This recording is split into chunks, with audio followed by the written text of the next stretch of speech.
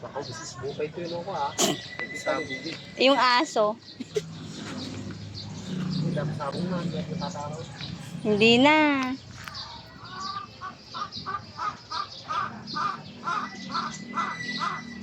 Hindi na daw maganda pag may bulaklak na.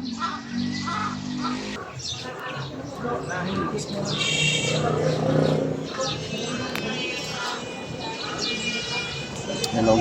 Ito yung gulay namin dito sa probinsya. Ang tawag namin dito ay papait. Kung alam nyo yung mga dahon niya, ganito ang itsura niya. Papait ang tawag dito sa amin. Parang ampalaya din yung lasa niya pag naluto ito. Anong magandang luto dyan? Nilaga. Nilaga. Nilaga tapos lagyan mo ng kamatis. O kaya bagong o asin lang, pwede na yun. Ito, ganito yung itsura niya. Maliliit siya, marami.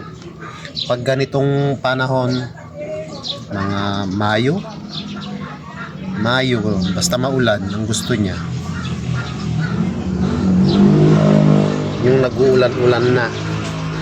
Ang dami-dami hanggang doon, no? Yan. Parang damo lang siya. Damo na talaga siya. Ito.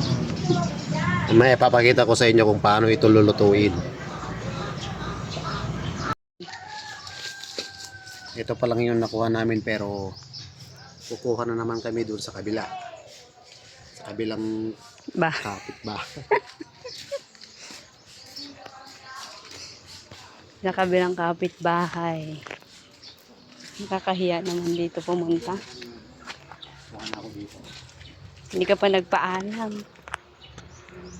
Wala. Pag dito ka, wala nang paalam-paalam.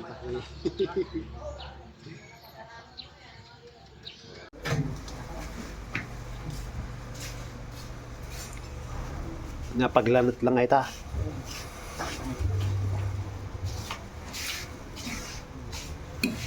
Nilaga ko na nga pala yung dahon ng papay. Dapat nga pala pag maglaga kayo ng ganyan, konti lang yung tubig. Papay, boy.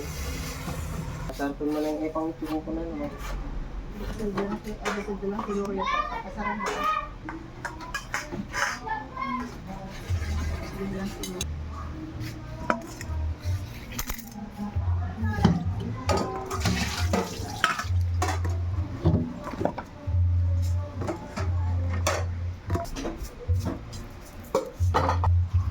Presko na.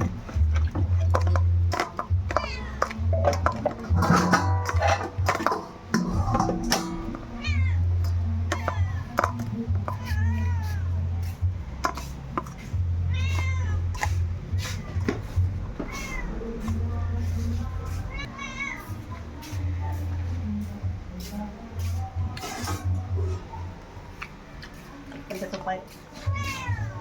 Pagkatupay dito, nanganak. Kaya doon nagpagkatupay.